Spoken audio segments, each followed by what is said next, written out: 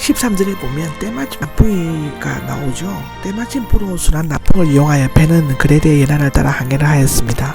이대로 손풍만 불면 몇 시간 안에 페닉스에 도착하게 될 것인데 사탄은 소풍처럼 사람을 시험을 바다로 유인하고 엄청난 고난과 시련을 당하게 합니다. 폭풍 전야는 언제나 조용한 것이죠. 유라굴로 가는 폭풍인데 헬라어 동풍과 라틴어 폭동풍의 혼합인 것이며 갑작스럽게 소용돌이 치는 돌풍을 의미한다고 합니다. 유라굴로는 그레데의 한가운데 높이 솟아있는 이라산에서 내려오는 동북동의 돌풍으로 서로 다른 방향으로 흐르는 두 기류가 만나 일으키는 구름과 파도의 큰 소용돌이라고 합니다. 배는 폭풍에 휘말려가 나옵니다. 이 배는 도시 하나밖에 없으므로 급히 내리지 못하고 바라 부는 대로 떠밀려 갈 수밖에 없었다고 하는데 여기에서 선장의 기술이나 백부장의 명령, 선조의 소원도 아무런 수항이 없는 것이죠. 가우다가 나오는데 베닉스에서 남서쪽 35km 떨어진 곳에 있는 작은 섬입니다. 섬이 바람막이가 되어 주어 잠시 안정을 되찾았는데 작은 구멍선은 흔히 큰 배는 난파되거나 비상 상륙 때에 사용하기 위해 작은 구명선 즉 보트를 매라고 다닌 것 같습니다. 간판 위로 끌어올린 다음에가 나옵니다. 사람들은 바람이 잠시 약해진 틈을 타서 구명선을 끌어올리고 선체가 깨어지지 않도록 밧줄 또는 쇠사슬로 열십자 또는 U자형으로 꽉 잡아 메었다고 합니다. 이것은 당시 돌풍으로부터 지키기 위해 적절한 안전책이었는데 스르디스는 아프리카 해안을 따라 넓게 펼쳐져 있는 모래 언덕으로서 고대 항해자들에게는 공포의 대상이었다고 합니다.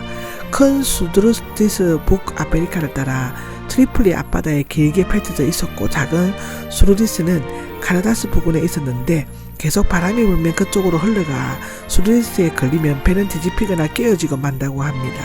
여기에 닷은 도구 용기를 의미하는데 배가 밀려가지 않기 위해 돛이나 닭 같은 것을 내려 선체의 균형을 유지하려고 했던 것 같습니다. 18절과 19절은 가능한 모든 조처를 다 취했지만 풍랑이 더 몰아치면서 배가 위험해지자 선원들은 짐들과 배에 있는 도구까지 자신의 손으로 내던져 버렸습니다. 이것은 최후를 각오한 비상하고도 처참한 상황을 그대로 묘사하고 있죠.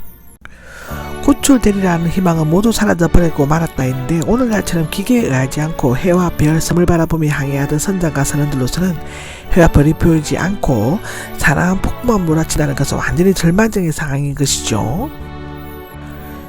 오랫동안 아무것도 먹지 못하고 있을 때인데 식량이 떨어져서가 아니라 심한 배멀미 때문에 모두들 식욕을 잃었거나 풍랑의 심해 식사 준비를 못했거나 앞날을 예측할 수 없었으므로 양식을 아껴 먹었기 때문이었을 것도 있습니다.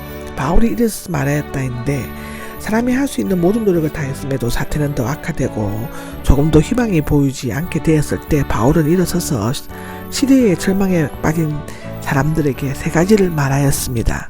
첫째는 내 충고를 들었더라면 이런 손상과 손실을 입지 않았을 것이었다. 이런 절망적인 사태가 일어난 것은 자신의 말을 듣지 않았기 때문이라는 사실을 상기시켰습니다. 바울의 의견은 전문가의 것이 아니었지만 그의 말 가운데는 하나님의 뜻과 보증이 담겨 있었습니다. 인간에게 필요한 것은 하나님의 사람을 통해 말씀하시는 하나님의 음성을 듣고 순종하는 것이죠. 두 번째로 바울은 그 누구도 목숨을 잃지 않고 배만 잃게 될 것이므로 용기를 내십시오라고 22절에 말하고 있습니다.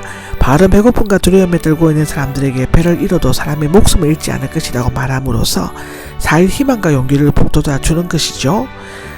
세 번째로 하나님의 천사가 말하기를 하나님께서 내가 황제 앞에 서게 될 것과 항해하는 사람들 내게 주실 것이라고 말씀하셨으므로 두려워하지 말라고 24절에는 말하고 있습니다. 황제 앞에 서야만 한다는 것은 바울이 반드시 살아서 로마로 가게 될 것임을 나타내는 것이죠. 또한 함께 항해하는 사람들에게 내게 주셨다, 호유로 선물을 주셨다의 뜻으로 함께 타고 있는 사람들의 생명까지 보증해 주시는 것을 나타내고 있는 것입니다. 전도자 한 사람의 존재가 그 사명을 수행하기 위해 함께 타고 있는 사람들의 생명도 주신다는 것입니다. 이 배의 주인은 선장이나 선조 백부장이 아니라 바울이 속해 있고 섬기는 하나님이 것입니다. 나는 하나님을 믿으니 내게 말씀하시는 그대로 이루리라 믿기 때문에 용기를 내십시오가 25절에 나옵니다. 한치 앞서 내볼 수 없는 절망의 순간에 이 말 한마디에 신앙 고백을 듣는 사람들에게는 무한한 용기와 힘을 주었을 것입니다. 이제 배 안에 있는 사람들은 바울의 말을 의심 없이 믿을 수밖에 없죠.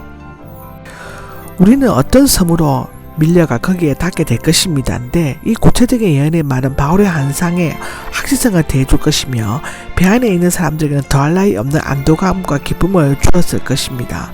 하나님의 음성은 인간의 기대와 소망이 다 사라졌을 때 분명히 확실하게 들을 수 있습니다.